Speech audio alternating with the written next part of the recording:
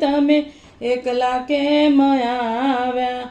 આસો મહિના મારો માતાનો મહિમા, નવલા નવરાત્રી આવી તેથી અમે એકલા જ આવ્યા. નવલી નવરાત્રી આવ્યા તેથી અમે એકલા રે આવ્યા. રથમાં બેસી ગણપતિ એકલા કેમ આવ્યા?